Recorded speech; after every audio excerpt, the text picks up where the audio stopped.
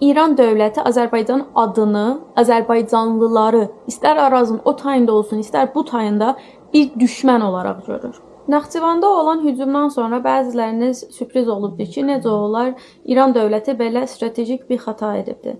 Ancaq bir çoxunuz ki, mən görürəm sosial mediada, təəccüblənir ki, necə olur bizim dostumuz, qonşumuz olan İran dövləti bizə belə bir hücum edibdir. Sanki İran dövləti Azərbaycanın bir dostudur. İran dövləti biz Güney məsələlərini kənara qoysaq da heç bir zaman nə Azərbaycan dövlətinin, nə də Azərbaycan millətinin dostu olubdur. Arazın bu tayında olan məsələləri hamınız az-çox bilirsiniz. İran dövləti bütün Güney Azərbaycanlıları bastırır, zindana atır, işgəncə edir, öldürür. Bizim ən basit olan dil hallarımız, mədəniyyətimizi, siyasi və ya hər hansı bir sosial kontrolumuzu öz torpaqlarımızın üzərində əlimizə almamıza icazə vermir. Ancaq İran dövləti həmən bunları Azərbaycan dövlətinə də fərqli metodlarda edir. İllər boyu İran dövləti həmişə Azərbaycan dövlətinə qarşı olubdur. Bu istər siyasi olsun, istər iqtisadi.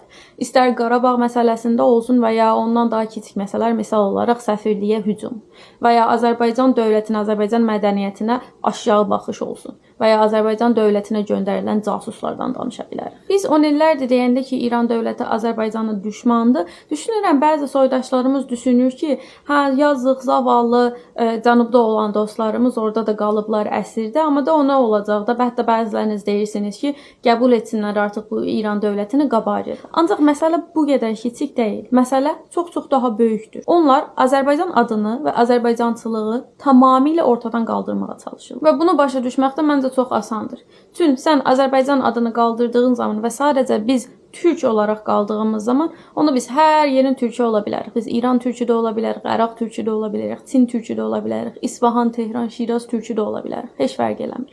Ancaq Azərbaycan adı olduğu sürəcə bizim torpaqlarımız var, bizim vətənimiz var, bizim sərhədlərimiz var, bizim dəqiq adres verə biləcəyimiz, torpaqlarımıza sahib çıxa biləcəyimiz yerlərimiz var. Və Azərbaycan adı yayıldıqca, gücləndikcə, Azərbaycanın iqtisadi, sosial, siyasi mövqeyi daha da böyüdükcə bu düşmənçilik daha da böyüyəcəkdir.